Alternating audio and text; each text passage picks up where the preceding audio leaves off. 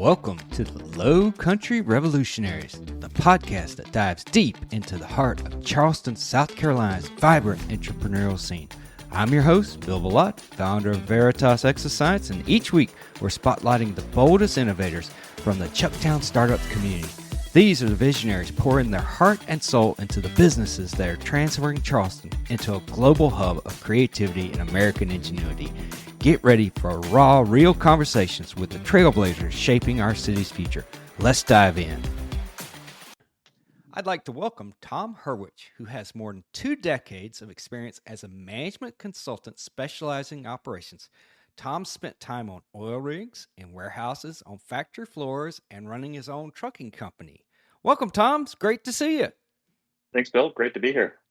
So, Tom, I was reading a little bit about your company, Baysys, and you have this thing called a truck management system.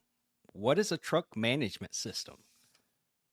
Sure. Yeah, a truck management system or TMS is, really that's how business is done for trucking companies. That's how trucks get dispatched and managed, so that trucking companies can understand, who's got what loads and when those loads are expected to get to which customer. Okay.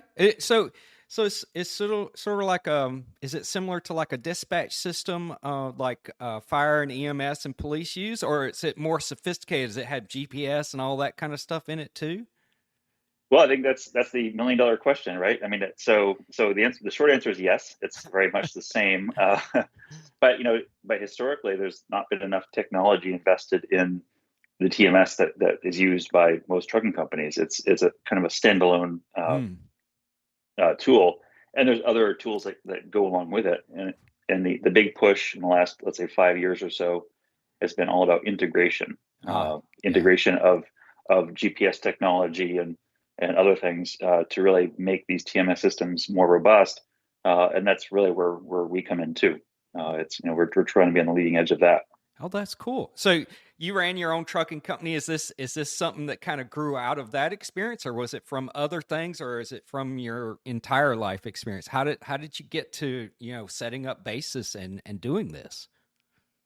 Yeah, I would say it's really the child of 20 years as a management consultant. I was trained to look for inefficiencies, and as I like to tell people, there's not a Fortune 500 company that I've been inside of that I didn't find some Microsoft Excel spreadsheet doing some very important operation. Right. And what I found 6 years ago was that I was doing exactly that. I was dispatching from Microsoft Excel because I needed something visual to look at to say, trucker Tom has got, X load on Tuesday and X load on Thursday, and he needs something for Wednesday and Friday, for example. I didn't really there was no system out there at the time that did that. And there were other things that I wanted to improve as well. So I did this from Excel, and then one day, of course, it hit me. It's like, well, I would tell my clients to get away from this as quickly as possible. So why am I doing this? Yeah, that's where Baysys got its start. I'm completely guilty of that myself. I worked for and inside the federal government for many years, and I can tell you a lot of sophisticated projects are run from Microsoft Excel because, like you said, it's a visual type thing, and you can put fancy type Gantt charts and all this kind of stuff in it, but it is not really meant to do that. And so you've come up with a better way. So I like this. So how do you work with companies to kind of get them out of Microsoft Excel? Well, that's so a lot of what is at the core of Baysys is really, those typical back office issues that I was facing as a new truck company owner. So, for example, when you get a load from a broker or a freight forwarder, it's normally a PDF document that you get via email these days, and someone has to manually enter lots and lots of information. The from and to location, the container number, the bill of lading, dates and times, and so on and so forth. And you're leaning on that person to do things 100% correctly every single time, and do so quickly. So Baysys uses large language modeling, uses AI now to allow you to drag and drop that same PDF document into the platform, and it reads everything that's available and it puts it into load for you. Wow. So it saves probably 10, 15 minutes per load. right off the bat. So do the math on that. If you're doing 100 loads per week, it's a pretty significant savings. And that's then huge. Yeah, and then there's the data entry issues that are no longer a thing that you have to worry about, right? You're Right. not going to get the date and time wrong. You're not going to get the container number wrong. So it's a lot of efficiency right then and there, just from the beginning, and it only gets better from there.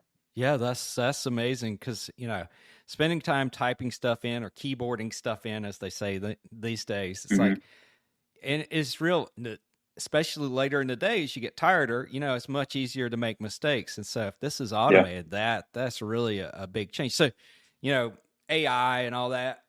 So do you use like a commercial AI, or is this an AI you guys have specifically for your company? Or how do you like people have their IP on these forums and stuff. How do you protect that kind of stuff? What kind of things do you put in place around that?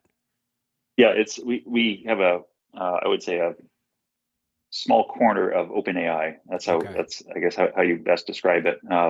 So it's ours. It's proprietary, right. but we use a commonly or commercially available AI platform to make this work. And we have other stuff that we're working on right now, which are other layers of AI, more complex layers, which we will build. We are building the algorithm for that, and we'll manage that independently. So that'll be completely separate from everything else. That's really neat. So I was looking on here. You talk about intermodal trucking. What is intermodal trucking? I assume to me it's trucks that are coming from a port, but is it something more than that? That's pretty much the gist of it. And that's the intermodal industry, the trucks that move containers. I refer to them as kind of the redheaded stepchild of the trucking industry. And it's not. There's two challenges. One is you spend a lot of time in the ports, and truckers, if you get to know them, you'll understand. They're happy when their wheels are moving, right? So that's when they're making money. So they want to be out there on the roads. They don't want to be stuck in a port waiting for a crane. So it's a challenge to first and foremost to attract and retain good drivers in this industry. So you have to provide them with good pay and good incentives to stay. Right.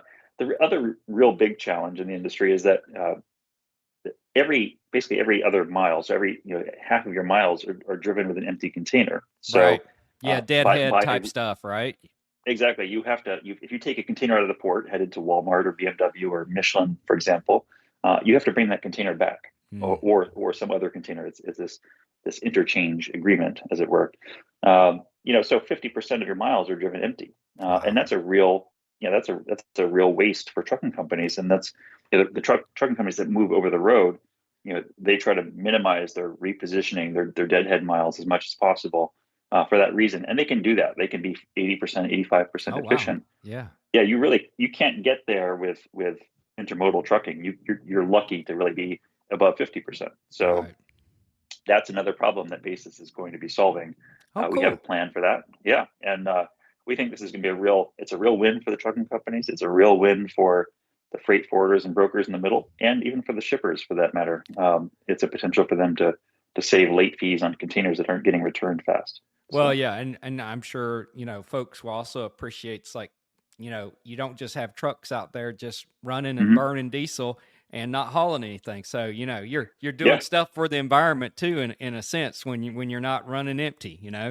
Oh, you're spot on. I mean, not just for the environment, but you think about 526 here in Charleston, and Monday morning it's covered in trucks headed to the ports and coming out of the ports with loads, right? And we think we can reduce that by about 25%. Wow.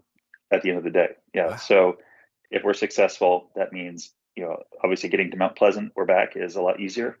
Getting to the beaches on a summer day will be a lot simpler process. Well, you're going to be the hero of a lot of people if you can make that happen. I can tell you, because right. Traffic in Charleston has picked up quite a bit in the last few years. I've only been here since 21, but I've noticed it in that short amount of time. It's like, wow, we it's an exciting place, but we also have a lot of people here now, and truck and car traffic's everywhere, right? Right. Yeah. Yeah, that's a great. And So are you working with some of the major like trucking companies to kind of implement and try this out, or are you still kind of in the, I'll say, the research kind of phase of doing this? No, we're working with a number of with many trucking companies at this point, but our focus has been on the smaller ones, Okay. and there's a reason for that. Trucking companies generally are behind the eight ball, I would say, in terms of their technology adoption, and Yeah. more so on the smaller side. The small trucking companies, they really, it's hard to find a solution that really scales down to their size, right? Right. And I think that's one of our hallmarks is that our cost per truck is very reasonable. And one of the great things about Basis is that you can actually, it's so efficient, you can use it from the cab of the truck. Oh, So cool. if you're a guy that has a 5 truck company and you're one of the 5 trucks, you can run your company very easily from the cab of the truck with Basis. And that's very attractive. And I know that's been a selling point over and over again with small trucking companies. Right. And those companies represent 70% of the market. So, we felt like we wanted to, we thought about going after some of the big guys at the beginning, but just to get some real traction. But the more we thought about it, the more we realized, that the small guys really, they Yeah. need this more. Yeah. They don't have a solution yet, and we're bringing them to the table, so to speak, in terms of technology. So that's really exciting. That is exciting because they don't they don't have the room to hire somebody to run a command center to help them be more efficient. It's like, wait a minute, I Right? got it. Yeah. Yeah. So yeah, Yeah. They don't need. if you're giving them the tool where they can do it themselves, that sits in their vehicles with them, their trucks, and yeah, Mhm. that sounds really really amazing type stuff. What kind of results have you guys seen with this? Is it has it how do you do like I guess what I'm asking is like how do you measure success in your business? Well, it's been our our estimate is that people can reduce the workload on their existing workforce by about 80% Whoa. using Basis. Yeah, we think it's that powerful as is, and there's more to come. Uh, and we've heard a little bit of that from our customers. They're most are small trucking companies, so they really haven't been able to utilize all of the services that come along with Basis just yet. But what we hear time and time again from our customers is just how easy it is to use, Hmm. and how much simpler the process is, and like I said, how they can now, they don't have to sit by the side of the road for 30 minutes to dispatch loads. It's a 3, 4, 5 minute process. Wow. Yeah, and it's everything is just much simpler. Part of what we're doing is automating the driver's end of the process as well. So automated what we call POD, or proof of delivery, Okay. and that signature that you get from the customer initiates the execution of the load, and it gets the invoicing process started, and so on and so forth. And taking some of those steps away from the trucking company itself has been a life changer for a few of our customers. They really gotten very excited about that, about not having to chase down paperwork, or Right. or have to initiate the invoicing process on their own. It all just happens automatically. So they get very excited about just those little things. Yeah, that's amazing. Taking away some of those administrative, as I call it, administrivia type things where that Right. just takes up so much time. They're super important, but they take up so much time. And if you can automate that, Hmm. that's really amazing. Hmm. So yeah. So how did you have you always been in the Charleston area, or how did you get to Charleston? Family, friends, community? What happened? No, actually, I came down here in the same year you did. I came down in Oh, 21. We were looking to make a change during the COVID era, and me too. yeah, my wife and I were Boston based at the time, Oh, and nice. yeah, and the business that I went into running trucks, that was with somebody that is located here, and we actually weren't in that industry to begin with, but due to a change in our business model, one that we hadn't planned on, we ended up having a bunch of trucks that needed a place to work, and a friend of ours said, "Hey, bring those trucks to the port. Let's start hauling some containers." Wow. Because there was so much need at the time. There's so many containers coming in with stuff to be sent to be delivered, Right. uh, and that was it. We got into that, and 21, 22 were extremely busy years, and this business Basis, we started developing that, or I should say, I started developing that in 21, just out of that idea, and we've kind of just built it over the time, over Yeah. time to become what it is today. That's great. So with the, a little bit about I'll say the management system, the software and stuff. Is it you buy it one time and it kind of stays the way it is, or do you guys like constantly update it? Is there like technical support? How do you work with your customers to kind of keep them, involved in what do they do when they need help, kind of thing? Yeah, but that's we tell everybody right from day one, it's a collaborative process. Cool. We know we haven't built the ultimate solution. We built what we thought was the best solution, and we're always open to feedback. And our customers have been great about that. In fact, one of the neater features, I think, was a customer idea. He wanted to be able to offer loads out to all of his trucks simultaneously, and offer them on a first come first served basis. Now, you wouldn't normally do that in a dispatch environment. You want to. Right. It's a much more deliberate process. You're trying to achieve some parity between the truck drivers and whatnot. But his truck drivers aren't his, so he hires nothing but owner operators and from other companies and whatnot. So for him, it made sense. For most people, it didn't. But it inspired a really interesting idea for us, and so we've actually improved the platform because of it. And we improve the platform every week. Anything that somebody might notice, as in terms of a design idea or a workflow or some kind of product or whatnot, we're happy to work on it.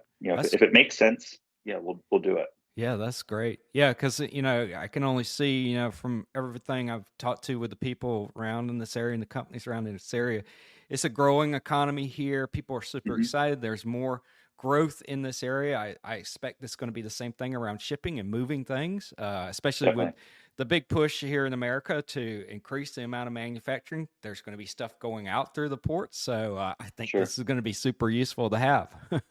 Definitely. We hope so. Yeah. So what advice would you give to other entrepreneurs in the area that you've learned from doing all this? Yeah, I always go back to one tenant, and maybe it's just my tenant, but I always think, go find a need. If you can solve a need, then I think you're going to be successful. And that comes from some of my experience as a consultant, where some of the companies that I saw that were the most successful were ones that did sort of the basic tasks, right? Energy, waste management services, things like that. Right. They're always going to be working. Right. And obviously the spectrum is much broader than that. But if you can solve a need, if you can find something to do that solves a need, be part of a company that you think solves a need, I think that's a real opportunity, and I think that's where you'll find success. Yeah, that's awesome. That's awesome advice. I mean, that was one of the reasons I got in consulting years ago, was like I felt, it was a way to help people, and it's exactly that. You got to find what they really need so you can help them. So that's great advice. Thank you so much. It's been a real pleasure talking to you. I hope we can talk some more. I want to, as you grow and roll out new things, I want to hear about this, because if you can take some traffic off the road, that personally helps me too. So I'm pretty excited about that. Happy to help, Bill. Awesome. Well, you have a great day. Thank you, you too. It's been a pleasure. That's a wrap for this episode of the Low Country Revolutionaries. Thanks for joining us as we celebrate the fearless entrepreneurs making wave in Charleston's Chucktown Startups community. I'm Bill Ballott, and it's been an honor to share these inspiring stories with you. If you enjoyed this episode, subscribe, leave a review, and share it with someone who needs a spark of low country innovation. Until next time, keep pushing the boundaries of what's possible.